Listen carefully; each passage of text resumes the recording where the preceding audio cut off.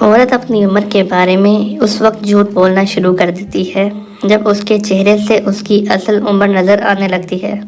ایک عورت اپنے شوہر کو سب سے بہترین تحفہ یہ دے سکتی ہے کہ وہ تمام نامحرم سے نکاب کرنے لگے، تاکہ شوہر کو یہ احساس ہو کہ اس کی بیوی اس سے محبت کرتی ہے اور نہیں چاہتی کہ اس کے علاوہ کوئی بھی اسے دیکھے۔ کم بولنے والا لڑکا اور زیادہ بولنے والی لڑکی ایک مکمل جوڑی ہوتی ہے۔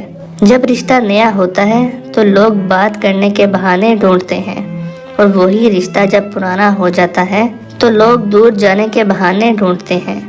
جس مرد کو سچی محبت ہوگی وہ عورت کا ساتھ کبھی نہیں چھوڑے گا تو مر جائے گا، غلطی نہ ہونے کے باوجود بھی اسے کھونے کے ڈر سے معافی مانگ لے۔ یہی سچی محبت کی علامت ہے۔ ایسا مرد ہیرا ہے اور ایسی عورت خوش نصیب ہے۔ مرد اگر سچی محبت کرے تو وہ نہ کسی غیر عورت کی طرف دیکھتا ہے اور نہ ہی کسی غیر مرد کی نظر اپنی عزت یعنی اپنی عورت پر پڑنے دیتا ہے۔ اگر کوئی عورت آپ سے آپ کا مرد چرا لیتی ہے تو سب سے اچھا بدلہ یہ ہے کہ اسے ادھر ہی رہنے دیں، کیونکہ اصلی مرد چوری نہیں ہوتے۔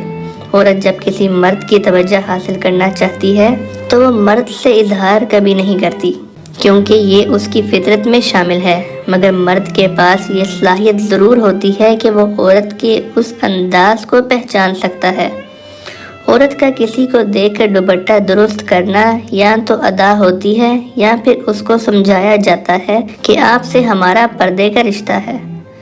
خدا نے عورت کو بہت قیمتی اور پوشیدہ بنایا ہے۔ خود کو ہر مرد میں بانٹ کر اپنے آپ کو سستا اور گھٹیا نہ بنائیں۔ پتہ نہیں کیوں مرد اپنی کوتاہیوں کو معاف کرنے میں بڑا فراخ دل اور عورت کی کوتاہیوں کو معاف کرنے میں اتنا کنجوس کیوں ہوتا ہے۔